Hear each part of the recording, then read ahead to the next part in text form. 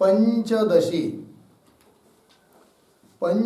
ग्रंथ में तृतीय प्रकरण, और इस तृतीय प्रकरण में श्लोक नंबर 28 और 28 नंबर के श्लोक की कुछ टीका हुई थी और कुछ बाकी है, बराबर।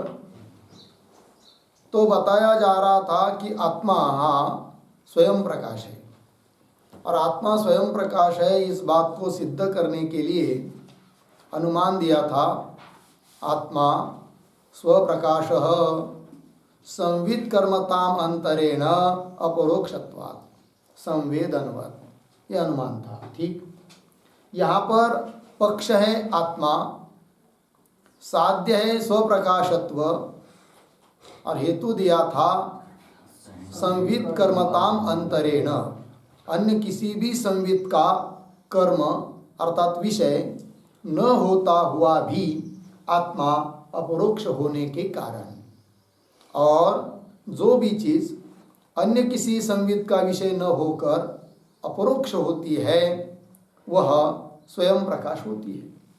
उदाहरण दिया संवेदनवत्। संवेदन अर्थात वृत्ति ज्ञान, इंद्रियजन्य वृत्ति ज्ञान। उस ज्ञान को जानने के लिए और किसी ज्ञान की जरूरत नहीं है, अर्थात अन्य किसी संवित का वो विषय नहीं है, तो भी उसका प्रत्यक्ष है, अपरोक्ष है, अतः स्वयं प्रकाश है। उसी प्रकार आत्मा भी अन्य किसी ज्ञान का विषय न होता हुआ अपरोक्ष होने के कारण स्वयं प्रकाश है। कौन? आत्मा। ये बात चल रही है। अब इस पर पूर्व पक्षी शंका कर रहा है। तो एक शंका तो ये भी की थी, न च विशेषणा सिद्ध हेतु, उसका भी खंडन कर दिया, उत्तर दे दिया।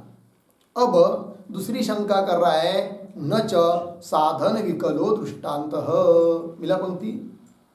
पूर्व पक्ष बोल रहा है कि तुम्हारा जो दृष्टांत है वह साधन विकल है। साधन कहते हेतु को, विकल कहते अभाव को। साधन के अभाव वाला है, हेतु के अभाव वाला है, हेतु रहित है। कौन?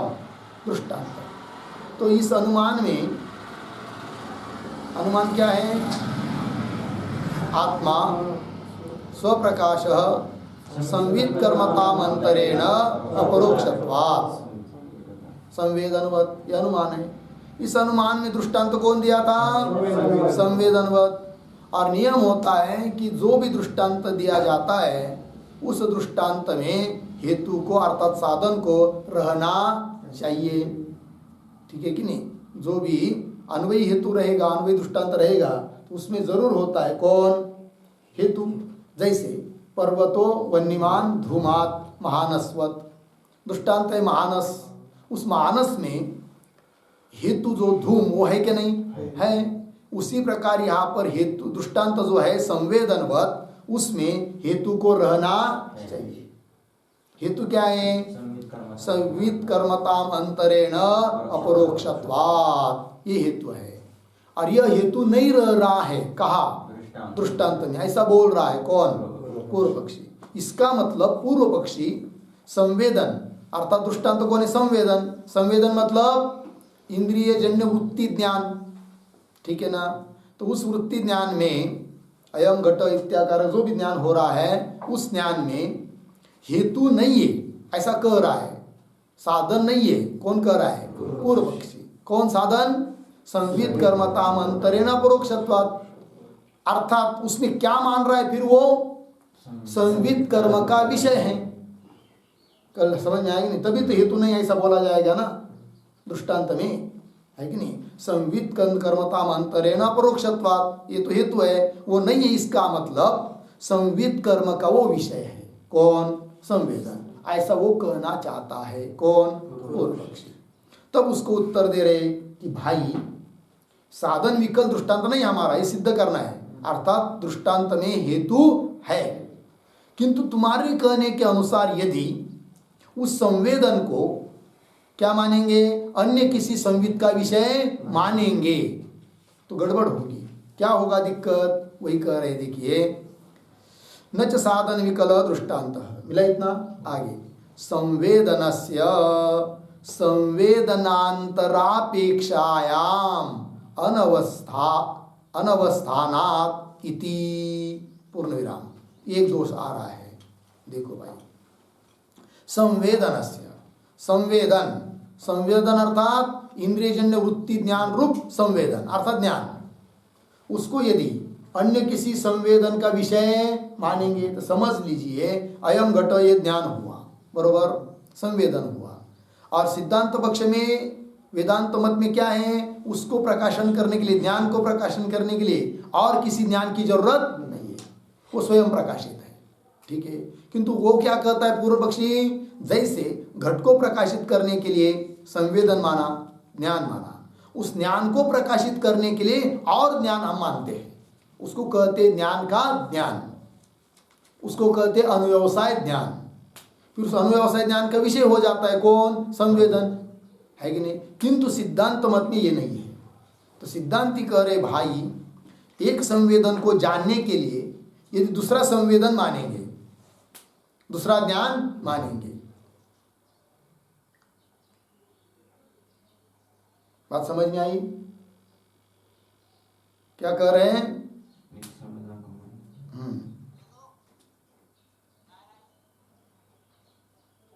एक संवेदन को मानने के लिए यदि दूसरा संवेदन मानेंगे तो जो दूसरा संवेदन है वो भी क्या है, संवेदन ही है, ज्ञान ही है।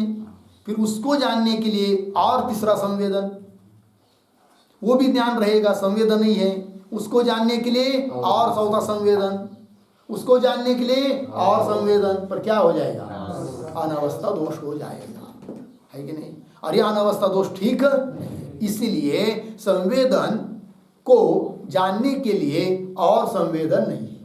ध्यान दीजिए, संवेदन को जानने के लिए और संवेदन हो पाता तब पूर्व पक्षी कह पाता क्या, साधन विकलह दृष्टांत, समझ में आएगी नहीं। किंतु संवेदन को जानने के लिए और संवेदन हम मानते नहीं है, अतः दृष्टांत साधन विकल नहीं है। और संवेदन को जानने के लिए और संवेदन क्यों नहीं मानते, अनवस्था दोष आता है। समझ में आया पंक्ति? चलिए, संवेदनस्य संवेदानंतरापेक्षायाम, अन्य संवेद की अपेक्षा मानेंगे तो अनवस्थाना इति, अनवस्था दोष होगा, ठीक है ना जी। हाँ, ये बात आ रही है। फिर आगे, तर्कमते घटः घट ज्ञानेन भासते, घट ज्ञानम अनुव्यवसायेन इति, इति मतलब ऐसा होने के कारण आगे संवेदनवत, संवेदनवत इस शब्द को उद्धरण चिन्ह में लीजिए, संवेदनवत हो गया। चलिए आगे, स्वप्रकाशे दृष्टान्तः साधन विकलः इति चेत न। अब पुनः पूर्व पक्षी बोल रहा है, देखिए, तर्क मते, तर्क न्याय शास्त्र के मत को लेकर शंका कर रहा है पूर्व पक्षी। वो कहते हैं कि न्याय मत में क्या प्रक्रिया है, तो न्याय मत में यह रीति है, समझ लीजिए घट है तो घट को प्रकाशन करने के लिए ज्ञान होता है, अयम घट, ये ज्ञान, उसको कहते व्यवसायत्मक ज्ञान, ठीक है जी। उससे किसका प्रकाशन होता है, घट का। तो घट को प्रकाशन करने के लिए एक ज्ञान है अयम घट इत्याकारक ज्ञान, किंतु उस ज्ञान को भी प्रकाशित करने के लिए और एक ज्ञान मानते हैं नहीं है एक लोग, उसको कहते ज्ञान का ज्ञान, उसको कहते अनुव्यवसाय ज्ञान। तो अनुव्यवसाय ज्ञान के द्वारा प्रकाशित होता है कौन, व्यवसायत्मक ज्ञान। और व्यवसाय ज्ञान से प्रकाशित होता है कौन, घट। घट को प्रकाशित करने के लिए व्यवसायत्मक ज्ञान, उसको प्रकाशित करने के लिए अनुव्यवसायत्मक ज्ञान, ठीक है। और उस अनुव्यवसायत्मक ज्ञान को भी यदि प्रकाशित करना हो तो और एक ज्ञान चाहिए। फिर बोलेंगे अनावस्था नहीं, तो अंतिम का जो ज्ञान है ना वो अप्रकाशित रहता है, ऐसा उनका कहना है कि नहीं। क्या रहता है वो, अप्रकाशित। तो कहने का तात्पर्य व्यवसायत्मक जो ज्ञान है उसको प्रकाशित करने के लिए अनुव्यवसायत्मक ज्ञान माना है, अर्थात अनुव्यवसाय ज्ञान और अनुव्यवसायत्मक ज्ञान का विषय बन गया कौन, व्यवसायत्मक ज्ञान, अर्थात संवेदन। तो संवेदन क्या बन गया, संवित कर्मताम, संवित का कर्म बन गया क्या, संवित कर्म का विषय नहीं बना, संवित का कर्म बन गया, है कि नहीं। ये संवेदन जो है वो क्या हुआ, अन्य संवित का कर्म बन गया। और हमको दृष्टांत कैसा चाहिए था, संवित कर्मताम अंतरेण अपरोक्षत्वा, है कि नहीं। अब ज्ञान अपरोक्ष तो है, किंतु संवित का कर्म होकर अपरोक्ष है। इसका मतलब दृष्टांत में हेतु नहीं है तर्क मत के अनुसार। कौन बोल रहा है? पूर्व पक्षी। पंक्ति देखिए, तर्क मते घटः घट ज्ञानेन भासते। इतना लगा, घट का प्रकाशन किससे होता है? घट के ज्ञान से, वो व्यवसायत्मक ज्ञान हुआ। और घट ज्ञानम अनुव्यवसायेन, और घट का ज्ञान प्रकाशित होता है किससे? अनुव्यवसायत्मक ज्ञान से। उस अनुव्यवसायत्मक ज्ञान का आकार क्या है? तो पहला हुआ व्यवसायत्मक ज्ञान, वो घट को प्रकाशित कर रहा है, अयम घट इत्याकार। और अयम घट ये ज्ञान जिसको हो जाता है, फिर वो उसको यदि अनुव्यवसाय ज्ञान होगा तब वो बोलेगा घट ज्ञानवान अहम। घट का ज्ञान उस वाला मैं हूं। अर्थात ये क्या हुआ? फिर ज्ञान का ज्ञान हुआ, जिसको कहते हैं इस इनके भाषा में अनुव्यवसायत्मक ज्ञान हो गया। चलिए भाई, तो घट तर्कमते घट घट ज्ञानेन भासते घट ज्ञानम अनुव्यवसायेन इति। इस प्रकार से ऐसा होने के कारण संवेदनवत, ये जो दृष्टांत है, यह दृष्टांत स्वप्रकाशे दृष्टांत, स्वयं प्रकाश की सिद्धि के लिए इसको दृष्टांत बनाया था, किंतु यह दृष्टांत कैसा है? साधन विकल है कि नहीं, साधन से रहित है। और दृष्टांत ही व्यवस्थित न होने के कारण जो तुमने हेतु दिया उसके द्वारा साध्य की सिद्धि हो नहीं सकती है, अर्थात असिद्ध है तुम्हारा हेतु। कौन कह रहा है? पूर्व पक्षी। साधन विकल इति चेत न, तब सिद्धांति करे भाई ऐसी शंका मत करो, है कि नहीं। क्यों? ज्ञानस्य ज्ञानांतरेण भासना भावात् न साधन विकल दृष्टांतः इत्यर्थः। ठीक, देखो भाई, ज्ञानस्य ज्ञानांतरेण, ज्ञान मतलब वृत्ति रूप ज्ञान, बराबर, और ज्ञानांतरेण मतलब अन्य दूसरे किसी ज्ञान के द्वारा, ज्ञानांतरेण अन्य ज्ञान के द्वारा। भासना भावात् मतलब एक ज्ञान का प्रकाशन अन्य ज्ञान से होता नहीं है, अपितु जो भी ज्ञान हो रहा है वह अन्य किसी के ज्ञान के द्वारा, अन्य किसी ज्ञान के बिना ही स्वयं प्रकाशित है। जो भी ज्ञान हो रहा है, बात समझ में आएगी? जैसे अयम घट ये ज्ञान हुआ, उसको प्रकाशित करने के लिए अन्य किसी ज्ञान की जरूरत नहीं है, वो स्वयं ही क्या है? प्रकाशित है। इसलिए ये नैयायिक की रीति हमको मान्य नहीं है। देखिए भाई, ज्ञानस्य ज्ञानांतरण, एक ज्ञान को अन्य ज्ञान के द्वारा भासना भावा प्रकाशित नहीं होता है। इसलिए न साधन विकल दृष्टांत, दृष्टांत साधन विकल न, साधन से रहित दृष्टांत है, ये तुम्हारा कहना ठीक नहीं है। लग गया जी? ये बात पूरी हो गई। आगे आप चलिए, ननु आत्मन स्वप्रकाशत्वेन सिद्धत्वेपि, बोलेंगे ठीक है, आपने अनुमान दे दिया, युक्ति दे दिया, उससे सिद्ध कर दिया कि आत्मा कैसा है? स्वयं प्रकाश है। किंतु आत्मा स्वयं प्रकाश सिद्ध होने पर भी, लगा आगे देखिए, ननु आत्मनः स्वप्रकाशत्वेन सिद्धत्वे अपि, आत्मा स्वयं प्रकाश रूप से सिद्ध होने पर भी ब्रह्म लक्षणाभावात्, ब्रह्म का जो लक्षण है वो आत्मा में नहीं है, क्योंकि ब्रह्म कैसा है जी? सत्यम ज्ञानम अनंतम ब्रह्म।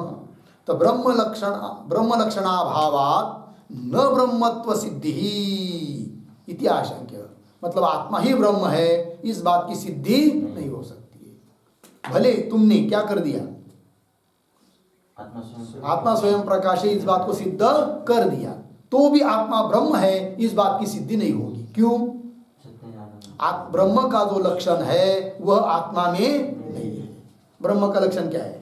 सत्यम ज्ञानम अनंतम, रोका नहीं है, आत्मा में नहीं है। कौन बोल रहा है? पूर्व पक्षी। इसलिए क्या नहीं होगा? आत्मा ही ब्रह्म है, ये बात सिद्ध नहीं होगी, भले तुमने सिद्ध कर दिया। किसको? आत्मा स्वयं प्रकाश है, इस बात को। हो गया पंक्ति? पुनः देखिए, ननु आत्मना स्वप्रकाशत्वेन सिद्धत्वे अपि, आत्मा स्वयं प्रकाशित है, इस बात को सिद्ध होने पर भी ब्रह्म लक्षणाभावात्, उस आत्मा में ब्रह्म का लक्षण न होने के कारण न ब्रह्मत्व सिद्धि, आत्मा ही ब्रह्म है, इस बात की सिद्धि नहीं होगी। इति आशंक्य, यह शंका करके तल्लक्षणम तत्र योजयति, तल्लक्षणम ब्रह्म लक्षणम तत्र योजयति, तत्र आत्मनि योजयति, योजयति संयोजयते, जोड़ रहे हैं। मतलब उस ब्रह्म का लक्षण आत्मा में है, इस बात को अब कहा जा रहा है। किस पंक्ति के द्वारा? श्लोक के उत्तरार्ध से, सत्यम ज्ञानम अनंतम इत्यादि के द्वारा। देखिए टीका में, सत्यम ज्ञानम अनंतम ब्रह्म इति श्रुत्या, है कि नहीं? सत्यम ज्ञानम अनंतम ब्रह्म श्रुत्या, इस श्रुति के द्वारा यद ब्रह्मण लक्षणम उक्तम, ब्रह्म का जो लक्षण कहा गया है, कौन लक्षण? सत्य स्वरूप, ज्ञान स्वरूप और अनंत स्वरूप ब्रह्म है। लक्षणम उक्तम तद आत्मनि विद्यते इत्यर्थ, वो लक्षण आत्मा में भी है और आत्मा में विद्यमान होने के कारण आत्मा ही ब्रह्म है, इस बात की सिद्धि हो जाती है। ठीक, क्या लक्षण बताया ब्रह्म का? सत्यम, सत्य स्वरूप है, ज्ञान स्वरूप है और अनंत। अनंत मतलब अंत रहित, अंत रहित मतलब परिच्छेद रहित, अर्थात जिसको देश परिच्छेद नहीं है, काल परिच्छेद नहीं है, वस्तु परिच्छेद नहीं है, देश काल वस्तु परिच्छेद रहित है। कौन? ब्रह्म है, अर्थात विभु है। इस प्रकार का विभु है और विभु होने के कारण, विभु मतलब भूमा है ही नहीं, इसलिए वो आनंद स्वरूप है। तो अनंत पद से अर्थात सिद्ध हो जाता है कि आनंद स्वरूप ब्रह्म है, क्योंकि जो विभु होता है, जो देश काल वस्तु परिच्छेद से रहित होता है, जिसको भूमा कहते हैं, और वो भूमा ही आनंद रूप होता है। श्रुति कहती है यो वही भूमा तत्सुखम, जो भूमा है वही सुख है। और नाल्पे सुखम अस्ति, अल्प में सुख नहीं होता है। तो ब्रह्म को अनंत कह दिया, अर्थात देश काल वस्तु परिच्छेद से रहित कह दिया। इसका मतलब ब्रह्म आनंद स्वरूप है, या अर्थात सिद्ध हो जाता है। लग गया पंक्ति? चलिए आगे के श्लोक के उत्तर निका, आत्मन सत्यत्व उपादनाय तावत सत्यत्वस्य लक्षणम आह। ठीक, अब ऊपर तो कह दिया कि जो ब्रह्म का लक्षण वो आत्मा में है करके, किंतु बताया तो नहीं, उसको प्रक्रिया बताया नहीं कुछ। अब आत्मा भी सत्य है, इस बात का कथन करने के लिए प्रथम सत्य किसको कहते हैं, इस बात को अब कह रहे हैं। ठीक है ना? तो ब्रह्म तो सत्य स्वरूप, ज्ञान स्वरूप, अनंत स्वरूप ही है, किंतु आत्मा भी उस प्रकार का है, इस बात को बताना है। किंतु आत्मा सत्स्वरूप है इत्यादि बताने के लिए पहले सत्य किसको कहते, इसको कथन कर रहे हैं। आत्मन सत्यत्व उपपादनाय, आत्मा सत्य है, इस बात का उपादन, प्रतिपादन, कथन करने के लिए तावत मतलब सबसे पहले सत्यत्वस्य लक्षणम आह, सत्यत्व का लक्षण बता रहे हैं। सत्यत्वं बाधराहित्यं जगद्बाधैक साक्षिणः बाधः किं साक्षिको ब्रूहि नत्व साक्षिक इष्यते सत्यत्वं बाधराहित्यं जगद्बाधैक साक्षिणः बाधः किं साक्षिको ब्रूहि नत्व साक्षिक इष्यते। सत्यत्वं बाधराहित्यं जगद्बाधैक साक्षिणः बाधः किं साक्षिकः ब्रूहि न तु असाक्षिकः इष्यते। हो गया अन्वय। बाधराहित्यं सत्यत्वं जगद्बाधैक साक्षिणः बाधः किं साक्षिकः ब्रूहि। आगे असाक्षिकः तु न इष्यते।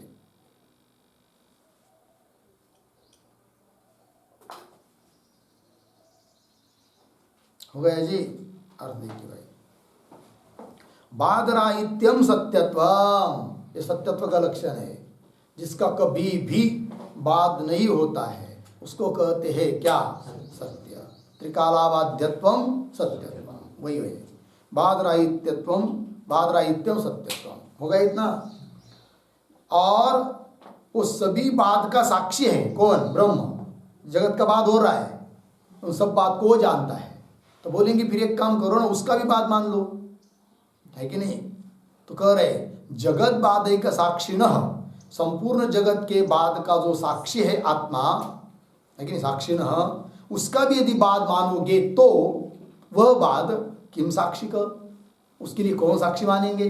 और साक्षी के बिना तो वस्तु मानी नहीं जाती है, अतः उसका बाद होता ही नहीं है। किसका? ब्रह्म का, आत्मा का, जो कि संपूर्ण जगत के बाद का साक्षी है। वही लिख रहे हैं, जगत बाद एक साक्षिण बाद किम साक्षी का ब्रूहि, बताओ। और बोले कि क्या मानने की जरूरत है? साक्षी बिगर साक्षी का ही मान लो बाद। किसका?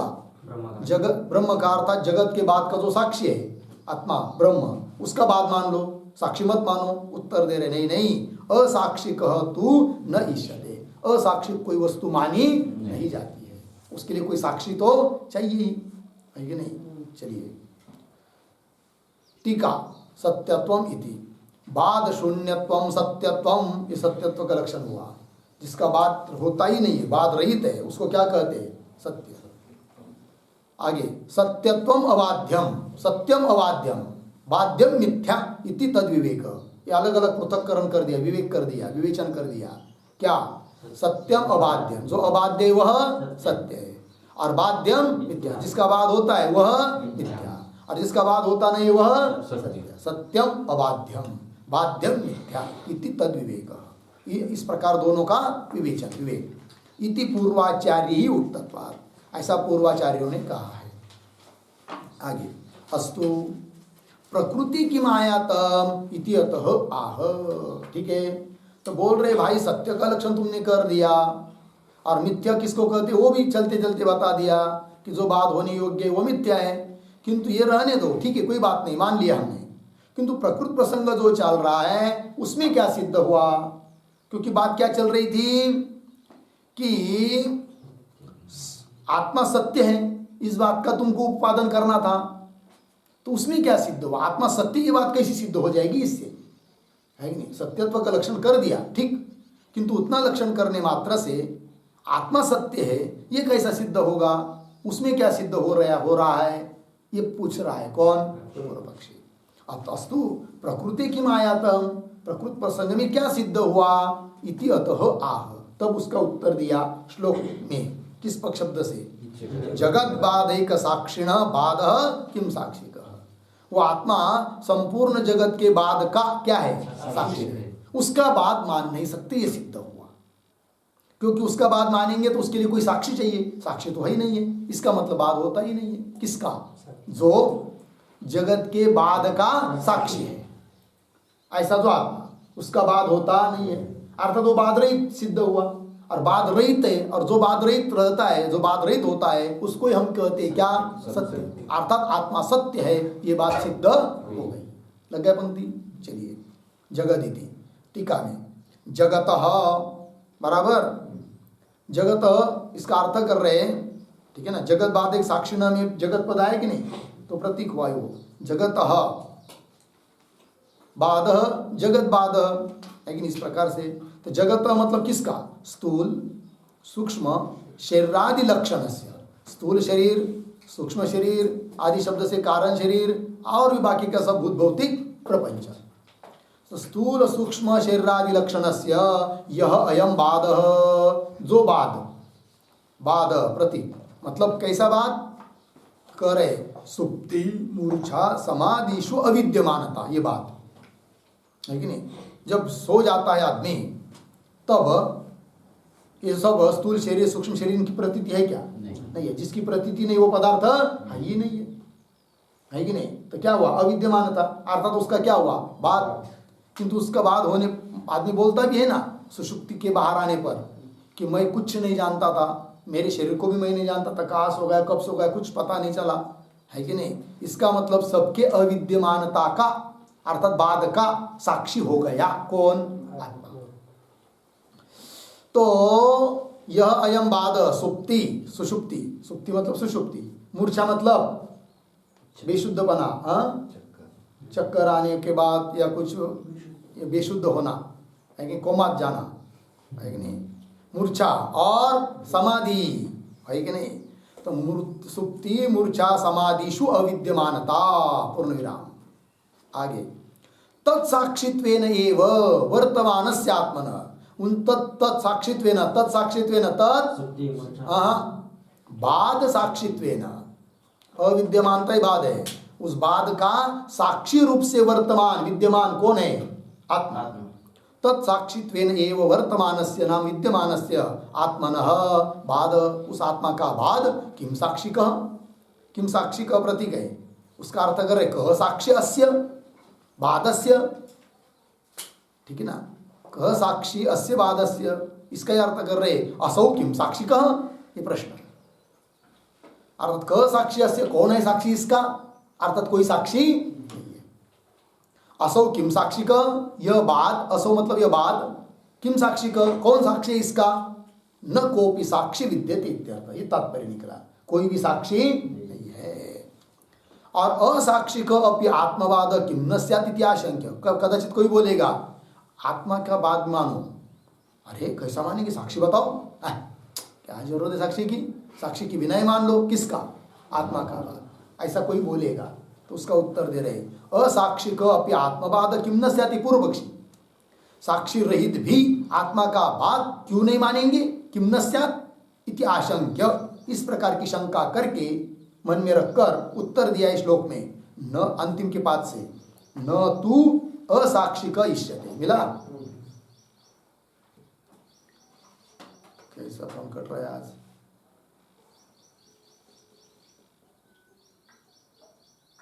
हो गया ना, देखो भाई, असाक्षिक अपि आत्मवाद किम न स्यात् इति आशंक्य, ऐसी शंका की ना, उसका उत्तर दिया है श्लोक के अंतिम पाद से, न तो असाक्षिक इष्यते, मतलब असाक्षिक वस्तु को माना नहीं जाता है। टीका में साक्षी रहित बाद न अभ्युपगंतव्य, मिला जी, साक्षी रहित बाद स्वीकार नहीं होता है, कोई भी वस्तु जगत में साक्षी नहीं है तो मानी नहीं जाती है। आप न्यायालय में भी जाएंगे, कोई घटना हो तो पूछेंगे साक्षी कौन है, तो बोलेंगे साक्षी कुछ नहीं है, कुछ नहीं तो जाओ फिर घर में, मानते नहीं है, साक्षी लगता है, ठीक है कि नहीं, सब जगह साक्षी रहित बाद न अभ्युपगंतव्य, स्वीकार नहीं किया जाता है, लगा। अन्यथा अति प्रसंगात इति भाव, अन्यथा मतलब साक्षी रहित भी वस्तु मानेंगे तो, है कि नहीं, तो क्या होगा, मर्यादा का उल्लंघन होगा, सब जगह दिक्कत होगी, है कि नहीं, तो फिर कोई भी वस्तु मानना पड़ेगी जिसका कोई साक्षी नहीं है, ठीक है ना जी, ये होगा। अन्यथा अति प्रसंगा, अति प्रसंग होगा इति भाव, हो गया जी, अति प्रसंग मतलब अति व्याप्ति होगी, सब दुनिया में साक्षी रहित भी वस्तु माननी चाहिए, मानना पड़ेगी फिर, किंतु ऐसा होता ही नहीं है। आगे उक्तम अर्थम दृष्टांतेन स्पष्टयति, अब जो ऊपर कहा हुआ, ऊपर श्लोक में, अभी श्लोक में कहा हुआ जो अर्थ है उसको दृष्टांत के द्वारा उसका स्पष्टीकरण कर रहे हैं, मिला। श्लोक को देखिए, अपनीतेषु मूर्तेषु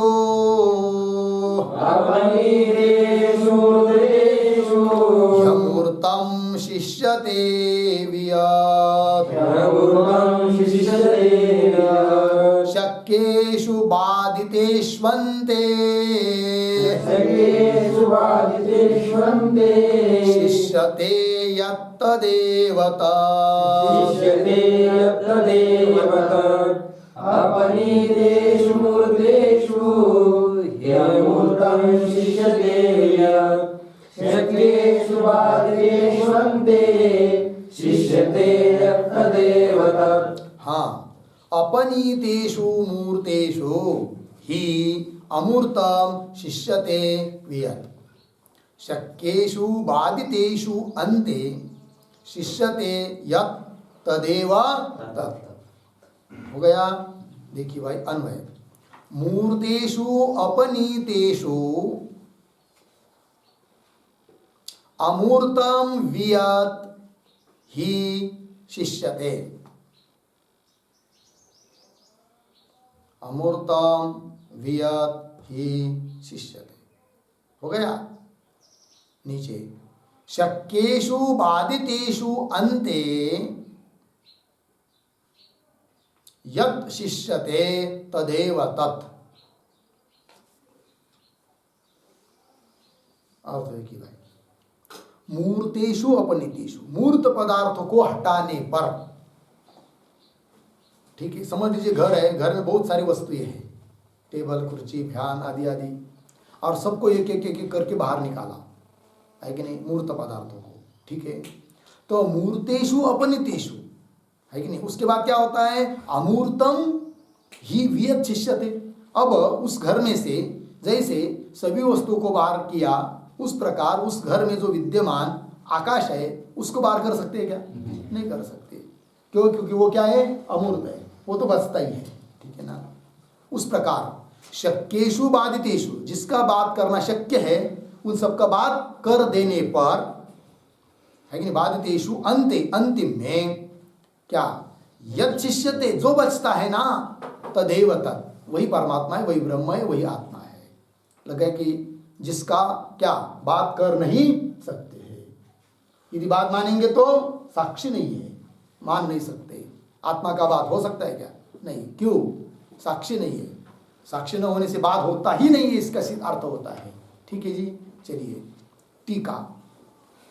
अपनीतेषु इति मूर्तेषु, ठीक है ना जी। मूर्तेषु, मूर्त मतलब आकारवान पदार्थ, जिसका इंद्रियों के द्वारा प्रत्यक्ष होता है, ऐसे आकारवान पदार्थों को क्या कहेंगे? मूर्त। क्यों? क्रियावत्वम मूर्तत्वम, ऐसा भी लक्षण किया गया है। जो क्रिया वाले होते वो मूर्त होते हैं। ठीक है जी, चलिए। तो मूर्तेषु का अर्थ कर रहे हैं, मूर्तेषु प्रतीक है, उसका अर्थ कर रहे हैं गृहादिगतेषु घटादिषु। गृहादिगत, गृह मतलब घर, गत मतलब विद्यमान, घर आदि में विद्यमान जो घटादि पदार्थ जो कि सब मूर्त है, उनको अपनितेषु प्रतीक। अपनितेषु का अर्थ कर रहे हैं गृहादिभ्य निस्सारितेषु सत्सु, ठीक है ना। घर इत्यादि को से उनका क्या कर दिया? निस्सरण। निस्सरण मतलब बाहर कर दिया, हटा दिया, बाहर ले गए। निस्सारितेषु सत्सु, यथा, जिस प्रकार, अपने तुम अशक्यम, जिसको हटाया नहीं सकते, बाहर कर नहीं सकते, ऐसा। कौन? नभः एव अवशिष्यते। यथा अपने तुम अशक्यम नभ, नभ मतलब आकाश, एव अवशिष्यते, आकाश ही शेष रहता है। एवं इस प्रकार स्वव्यतिरिक्तेषु मूर्तमूर्तेषु देहेन्द्रियादिषु निराकर्तुं शक्येषु नेति नेति इति श्रुत्या निराकृतेषु सत्सु। ठीक है जी, जिनका निराकरण हो सकता है उन सबका निराकरण करने पर, किसका निराकरण कर सकते हैं? दे रहे स्वव्यतिरिक्तेषु। मिला? स्व, स्व मतलब आत्मा, अपना स्वरूप, अपने को छोड़कर बाकी जितना भी है, स्वव्यतिरिक्तेषु, चाहे हो सकता है फिर व्यवहार में उनको मूर्त कहिए चाहे अमूर्त, अपने से भिन्न बाकी की वस्तु को होता है कि नहीं। घट पट ये मूर्त है और आकाश क्या है? अमूर्त है। तो अपना स्वरूप जो आत्मा, उनसे भिन्न जो घट आकाश आदि पदार्थ है, कि जिनको मूर्त या अमूर्त, किसी को मूर्त किसी को अमूर्त कह सकते हैं, उन सब का बाध करने पर, निषेध करने पर, उन निषेध का साक्षी जो बचता है वही है कौन? आत्मा, मैं। स्वव्यतिरिक्तेषु मूर्तमूर्तेषु, कौन है वो मूर्तमूर्त? उदाहरण देहेन्द्रियादिषु, देह इत्यादि मूर्त हुए, इंद्रियादिक अमूर्त हुए, है कि नहीं। क्योंकि इंद्रिय सभी अतीन्द्रिय होते हैं, आप नेत्रों से इंद्रियों से दिखाई नहीं देते हैं। तो मूर्तामूर्तेषु देहेन्द्रियादिषु निराकर्तुं शक्येषु, निराकर्तुं बाधितुं शक्येषु, जिनका बात कर सकते हैं, जिनके बारे में मिथ्यात्व निश्चय कर सकते हैं, ऐसे सभी निराकर्तुं शक्येषु नेति नेति इति श्रुत्या, न इति न इति न इति, है कि नहीं। घट न मतलब घट ब्रह्म नहीं है, मठ ब्रह्म नहीं है, आकाश ब्रह्म नहीं है, इस प्रकार की सबका क्या कर दिया? निराकरण कर दिया। इति श्रुत्या निराकृतेषु सत्सु, निराकरण कर देने पर सबका निराकरण हो गया। अब निराकरण करने वाला तो बचेगा ना, तो वही कर रहे अंते। अंते मतलब अवसाने, अंत्य प्रतीक है, उसका कर रहा है अर्थ अवसाने, अंतिम में, लास्ट में, ठीक है ना। अंत्य अवसाने सर्व निराकरण साक्षित्वेन, सभी निराकरण का जो साक्षी है, साक्षी रूप से, साक्षित्वेन यह बोध अवशिष्यते, जो बोध, जो ज्ञान बचता है कि भाई इसका हमने निराकरण कर दिया, इसका निराकरण कर दिया, सबका निराकरण कर दिया, ये बोध बच रहा है कि नहीं? हाँ, शिल्लक रह रहा है ना, शेष। यह बोध अवशिष्यते स एव बाध रहित आत्मा इत्यर्थ। वही क्या है? बाध रहित आत्मा है, वही अपना स्वरूप है। लग गया पंक्ति? हाँ, इसका मतलब आत्मा का बाध होता नहीं है।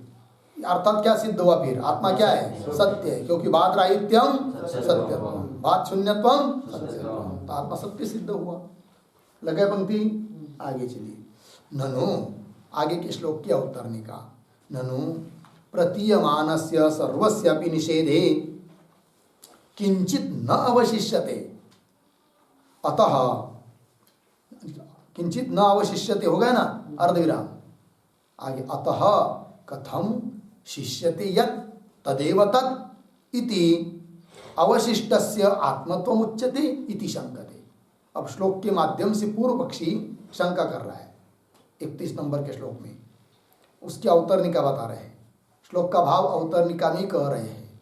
क्या कह रहा है? ननु प्रतीयमानस्य सर्वस्यापि निषेधे, जिनका जिनकी प्रतीति आ रही थी उन सबका क्या कर दिया तुमने? निषेध कर दिया। निषेध कर दिया मतलब आकाश आत्मा नहीं है, वायु आत्मा नहीं है, देह आत्मा नहीं है। इस प्रकार से सबको सबका क्या कर दिया?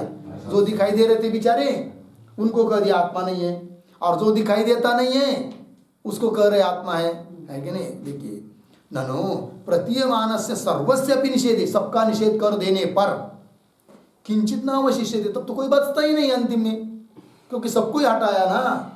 घर में से सभी वस्तु को बाहर कर दिया, फिर आकर किसी को बता दिया भाई घर में कुछ बचा है क्या, देख क्या हो, तो कोई छूट तो नहीं गया। फिर वो आता है सब चारों को नहीं देखता है और जाकर बता देता है अभी कुछ घर में बचा, अर्थात क्या बचा है? फिर शून्य ही हुआ, उसको पता ही नहीं चल रहा है व्यर्थ है करके। क्या हुआ? चलिए, ननु प्रतीयमानस्य सर्वस्यापि निषेधे किंचित न अवशिष्यते, कोई तो बचता ही नहीं। अतः कथम, कैसे बोल रहे हो तुम? कौन बोल रहा है? पूर्व पक्षी सिद्धांतियों को। अतः कथम शिष्यते यत् तदेव तत्, जो शिष्य जो शिल्लक रहता है बचता है वही ब्रह्म है, ये कैसे तुम कर रहे हो? अब कोई बचता हो तब ना, यदि कोई बचता शेष रहता तो वो ब्रह्म ये कहना तुम्हारा ठीक होता, लेकिन सबका निषेध करने पर कोई बचता ही नहीं है, तो जो बचता है वो ब्रह्म है ये कहना तुम्हारा तो हमको समझ में नहीं आ रहा है। कौन बोल रहा है? अतः कथम शिष्यते यत् तदेव तत् इत्यादि इति अवशिष्टस्य, है ना? अवशिष्ट मतलब बचा हुआ, अवशिष्टस्य आत्मत्व उच्यते इति कथम उच्यते इति शंकते, ऐसी शंका कर रहा है। शंका समझ में आई? श्लोक को देखिए। सर्वबाधेन किंचित् चेत्, सर्वबाधेन किंचित् चेत्, यन्न किंचित् तदेव यन्न किंचित् तदेव तत्, भाषा एवात्र भिद्यन्ते, भाषा एवात्र विद्यन्ते, निर्बाधं तावदस्ति, निर्बाधं तावदस्ति। सर्वबाधेन किंचित् चेत्, यन्न किंचित् तदेव तत्, भाषा एवात्र विद्यन्ते, निर्बाधं तावदस्ति। सर्वबाधे न किंचित् चेत् यत् न किंचित् तदेव तत्, भाषा एव अत्र विद्यन्ते, निर्बाधम तावत् अस्ति ही। हो गया? अन्वय देखिए। सर्वबाधे किंचित् न चेत, हो गया ना? आगे न किंचित यद तदेव तत्, न किंचित यद तदेव तत्। नीचे अत्र भाषा एव विद्यन्ते, निर्बाधम तावत् अस्ति। अर्थ देखिए भाई, सर्वबाधे सभी वस्तुओं का बाध होने पर, किंचित न चेत, कुछ किंचित न चेत मतलब कुछ बचता नहीं है। ये कौन बोल रहा है? पूर्व पक्षी। चेत तो सिद्धांति कह रहे आप, न किंचित यत तदेव तत्, न किंचित यत जो कुछ नहीं बच रहा है, ऐसा बोल रहे हैं तुम तदेव तत्, वही क्या है? ब्रह्म है। मतलब ये जो कह रहे तुम कि न किंचित कुछ बचता नहीं है, तो ये जो ज्ञान है वो ज्ञान ही क्या है? ब्रह्म है। केवल भाषा में अंतर हो रहा है। क्या लिख रहे हैं आगे देखिए, अत्र भाषा ये वो विद्यन्ते, भाषा में भेद है। क्या भाषा में भेद है? वो क्या बोल रहा है पूर्व पक्षी कि सबका बाद होने पर कुछ नहीं बचता है, ये बोल रहा है। और ये क्या कर रहे हैं, ये जो तुम बोल रहे हैं ना कुछ नहीं बचता है, वो ज्ञान वही आत्मा है। केवल भाषा में अंतर है, किंतु जो बच रहा है ना वही क्या है, आत्मा है। समझ में आया? ठीक, सीधी सीधी बात है कि नहीं। घर में समझ लीजिए 10 लोग है कि नहीं, और 10 में से 9 बाहर कहीं किसी काम अपने अपने काम के लिए चले गए, बच्चा एक है। और बाहर से कोई आया और बाहर से आवाज देकर पूछ रहा है, अरे देवदत्त है क्या घर में? तो जो घर में था वो यज्ञ दत्त था, देवदत्त तो बाहर के चला गया था। तब इसने बचा, नहीं नहीं कोई घर में नहीं है,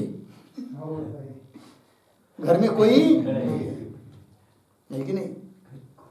तो फिर वो बोलेगा, अरे पागले कोई नहीं है तो ये बोल कौन रहा है? जो बोल रहा है वो तो है ना, है कि नहीं।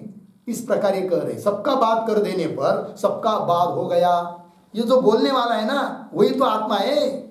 उसको तुम कह रहे कुछ नहीं बचता है, कुछ नहीं बचा है, और हम कहते जो बचा है वही आत्मा है। केवल भाषा में अंतर है कि नहीं। निर्बाधम आत्मा तो ही है, वही कह रहे हैं। अत्र भाषा एव विद्यन्ते निर्बाधम, निर्बाधम मतलब बाध रहितम, कौन? आत्मा। तावत अस्ति ही, वो तो ही है। टीका देखिए, सर्ववाद इति न किंचित अवशिष्यते इति वदताम, मिला पंक्ति, न किंचित अवशिष्यते इति वदताम तथा अपि प्रयोग सिद्धये सर्वाभाव विषयम ज्ञानम अवश्यम अभ्युपेतव्यम। मेरा पंक्ति पुनः पढ़ता हूं, देखिए, न किंचित अवशिष्यते इति वदताम, कुछ नहीं बचा, कुछ बचता नहीं है, ऐसे जो बोलने वाले, वदताम बोलने वाले को भी, वदताम कैसा पढ़ेंगे? वदताम अपि, अपि लगाना पहले, वदताम अपि तथा प्रयोग सिद्ध है, ऐसा पढ़ेंगे। ऐसे बोलने वाले को भी उस प्रकार का शब्द प्रयोग सिद्ध करने के लिए, उस प्रकार बोलने के लिए, सर्व अभाव विषयम, सभी अभाव को विषय करने वाला ज्ञान, ज्ञानम अभ्युपगंतव्यम, ये ज्ञान तो उसको मानना ही पड़ेगा ना। जो बोलता है कि कुछ नहीं बचता है, ऐसा जो बोलने वाला है उसको भी सभी अभाव को विषय करने वाला ज्ञान तो मानना ही पड़ेगा, ठीक है ना। ज्ञानम अवश्यम अभ्युपेतव्यम अतः तदेव, उस प्रकार का जो बचा हुआ ज्ञान है ना, सभी अभाव को विषय करने वाला, ठीक है ना जी, सभी के बात को विषय करने वाला ज्ञान। अतः तदेव अस्मत् अभिमत आत्मस्वरूपम, वही हमारे मत में स्वीकार किया हुआ क्या है? आत्मा का स्वरूप है। अतः तदेव अस्मत् अभिमत आत्मस्वरूपम इति अभिप्रायेन परिहरति, इस अभिप्राय से परिहार दिया है, उत्तर दिया है सिद्धांतियों ने श्लोक में। किस पंक्ति के द्वारा? यन्न किंचित तदेव तत्, दूसरे पाद से, ठीक है। टीका में देखिए, न किंचित इति शब्देन यत् चैतन्यम उच्यते, है कि नहीं, न किंचित, है कि नहीं, मतलब कुछ नहीं बचता है कि नहीं। न किंचित इति शब्देन, इस शब्द के द्वारा यत् चैतन्यम उच्यते तदेव तद ब्रह्म इत्यर्थ। तदेव वही क्या है जी? ब्रह्म है, वो ज्ञान ही ब्रह्म है। हो गया ना। आगे टीका में, ननु न किंचित इति अभाववाचकेन, न किंचित शब्देन कथम चैतन्यम उच्यते इति आशंक्य। ये पूर्व पक्षी का ग्रंथ है। कहाँ से? ननु से लेकर आशंक्य तक शंका की जा रही। क्या? ननु न किंचित इति अभाववाचक, न किंचित ये तो शब्द है, ये किसके वाचक है? अभाव के वाचक है, उससे अभाव पता चल रहा है। तो न किंचित इति अभाववाचके न किंचित शब्द है, न अभाव के वाचक, अभाव को कहने वाले न किंचित इत्यादि शब्द के द्वारा कथम चैतन्य मुच्यते, है कि नहीं, मतलब भावरूप चैतन्य रहता है शेष, ये कैसे तुम बोल रहे हो जबकि शब्द कैसे है?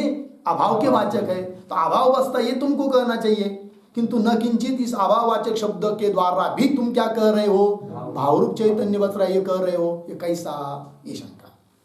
कथम चैतन्य मुच्यते आशंक्य, इस शंका को लेकर, या शंका किया तो उसको उत्तर दे रहे, बाद साक्षिणः अवश्यम अभ्युपेयत्वात् अभिधायक शब्देषु एव विप्रतिपत्ति न अभिधेये इति परिहरति।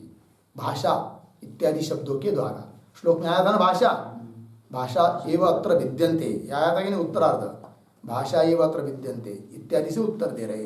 कैसा उत्तर दे रहे देखिए भाई, बाद साक्षिणः अवश्यम अभ्युपेयत्वात्, ये तो मानना ही पड़ेगा सबको, बाद का साक्षी पूर्व पक्षी को भी मानना पड़ेगा, सिद्धांति को भी मानना पड़ेगा। यदि पूर्व पक्षी बाद का साक्षी नहीं मानेगा तो उसका बाद ही सिद्ध नहीं होगा, तो बाद का साक्षी तो अवश्य मानना ही पड़ता है। ठीक, तो बाद, ठीक है ना, बाद मतलब सबका अभाव, सबके अभाव साक्षी, अभाव का साक्षी रूप से, बाद का साक्षी रूप से, बाद साक्षिणः अवश्यम अभ्युपेयत्वात्, अभ्युपेयत्वात् स्वीकार करना पड़ता है, स्वीक्रियत्वात्, फिर क्या, अभिधायक शब्देषु एव प्रतिपत्ति, अभिधायक, अभिधायक मतलब वाचक, ऐसे कौन होते शब्द, तो अभिधायक मतलब वाचक जो शब्द है उन शब्दों में भी प्रतिपत्ति है कि नहीं, शब्दों में, शब्दों के उच्चारण में मतभेद है, शब्द की भाषा अलग है, किंतु जिस अर्थ को कहना है वो अर्थ तो दोनों का एक ही है, ये मतलब अभिधायक शब्देषु एव विप्रतिपत्ति है कि नहीं, विप्रति मतलब भिन्न भिन्न ज्ञान है, किसमें, अभिधायक शब्दों में, प्रतिपत्ति मतलब ज्ञान, मतलब विविध रूप से, विप्रतिपत्ति न अभिधेये, अभिधेय मतलब वाच्यार्थ, शक्यार्थ, जो अर्थ हमको बताना चाहते हम जिसको, उसमें कोई भेद नहीं है, वाच्ये न अभिधेये इति परिहरति, भाषा इत्यादि पंक्ति के द्वारा। ये कई चीज है, उसको कोई घट कह रहा है, कोई कलश कह रहा है, कोई तांब्या कह रहा है, कोई मडका कह रहा है, भाषा में भेद है कि अर्थ में भेद है, भाषा में भेद है। उस प्रकार हे पूर्व पक्षी तुम क्या बोल रहे हैं, कुछ नहीं बच रहा है, ये तुम्हारी भाषा, और हम क्या बोल रहे हैं, जो बच रहा है वही आत्मा है कि नहीं, बात का साक्षी तो तुमको ही मानना है, हमको भी मानना है, और जो बचा हुआ साक्षी है वही तो आत्मा है, केवल यहाँ पर भाषा में भेद है, अर्थ में नहीं, ये बात। ठीक है, अत्र, अत्र यह प्रतीक है, उसका प्रत्येक आत्मनि, बात का साक्षी जो प्रत्येक आत्मा, अंतरात्मा, उसमें, उसके बारे में भाषा एवं, भाषा में भेद है। कैसी भाषा, न किंचित, ये एक भाषा हो गई, न किंचित, उसको उदाहरण चिन्ह में लीजिए, न किंचित, फिर पुनः दूसरे उदाहरण चिन्ह में लीजिए साक्षी, ये दूसरी भाषा हुई। तो सिद्धांति कहते वो साक्षी है और वो कहता है न किंचित, तो भाषा में बदले। प्रत्येक आत्मनि, प्रत्येक आत्मा के बारे में भाषा एवं, कौन सी भाषा, न किंचित एक भाषा हुई, साक्षी इत्यादि शब्दाः एव विद्यन्ते, इस प्रकार के भाषा मतलब शब्दों में ही क्या है जी, भेद है। निर्बाधम प्रतीक है, निर्बाधम का अर्थ है बाध रहितम, साक्षी चैतन्यम तो विद्यते एव इत्यर्थः, बाध रहित जो साक्षी चैतन्य है वो तो विद्यमान ही है, वो तो मानना ही पड़ रहा है, और वही ब्रह्म है। हो गया, चलिए आगे, उक्तम अर्थम श्रुत्यारूढ़ करोति, आगे के श्लोक के उत्तर नहीं कहा, अभी जो अर्थ कहा है कि नहीं उसको श्रुत्या रूढ़म करोति, उक्तम अर्थम श्रुत्या, श्रुति के द्वारा, रूढ़म करोति, रूढ़म करोति दृढ़म करोति, रूढ़ मतलब दृढ़ कर रहे हैं, पक्का। अतएव श्रुतिर्बाध्यम बाधित्वा शेषयत्यदः स एष नेति नेत्यात्मे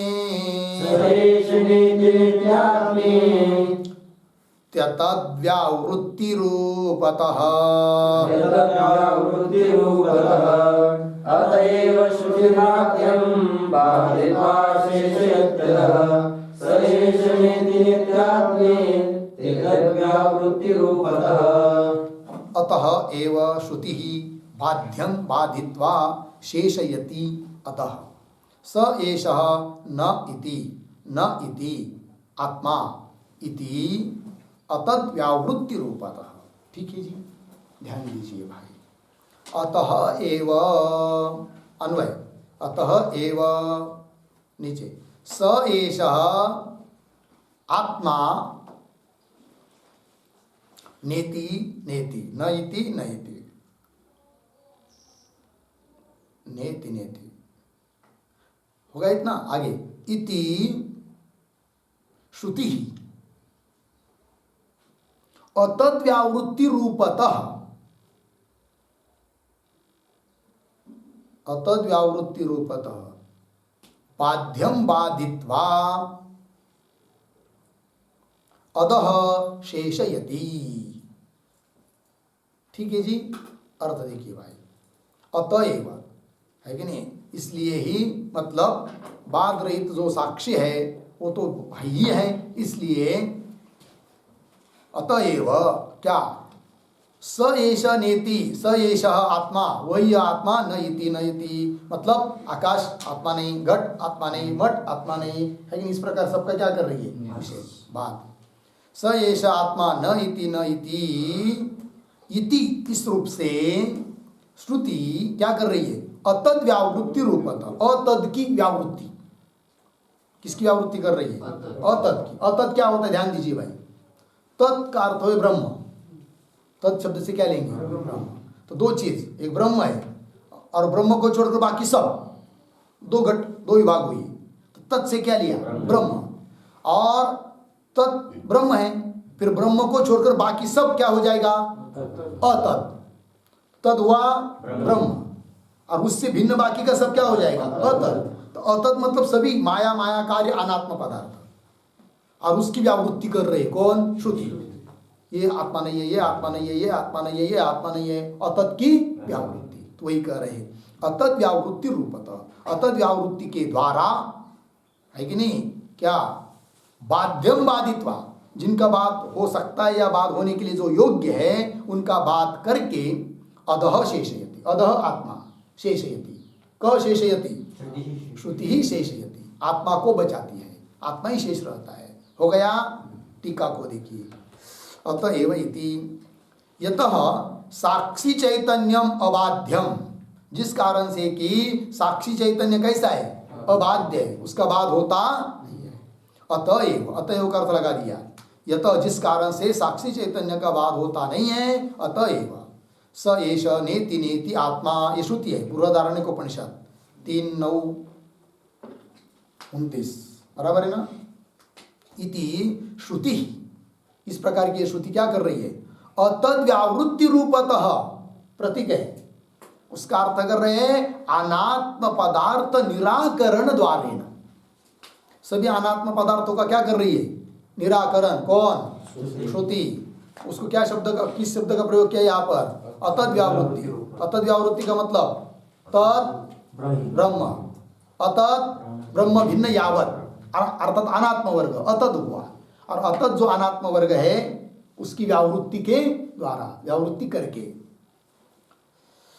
अतद व्यावृत्ति रूपतः मतलब अनात्म पदार्थ निराकरण द्वारेण, इसके माध्यम से, बाध्यम, बाध्यम प्रतीक है, उसका अर्थ कर रहे हैं निराकरण योग्यम सर्वम अनात्मक वस्तु जातम, निराकरण करने के लिए योग्य सभी अनात्मक वस्तु जात, वस्तु का समूह, सभी अनात्म वर्ग, अनात्म वस्तु, उनका बाधित्वा, बात करके, बाधित्वा प्रतीक, उसका अर्थ कर रहे निराकृत्य, निराकरण करके, अदह प्रतीक, अदह का अर्थ कर रहे निराकर्तुम अशक्यम प्रत्यक्ष स्वरूपम, है कि नहीं, निराकरण जिसका कर नहीं सकते ऐसा जो, है कि नहीं, निराकर्तुम अशक्यम प्रत्यक्ष स्वरूप कौन, आत्मा, आत्मानम शेषयति प्रतीक है, उसका अर्थ कर रहे हैं अवशेषयति, बचाती है, वही आत्मा है ऐसी कहती है कौन, श्रुति। हो गया जी, बस आगे का विचार कल करेंगे।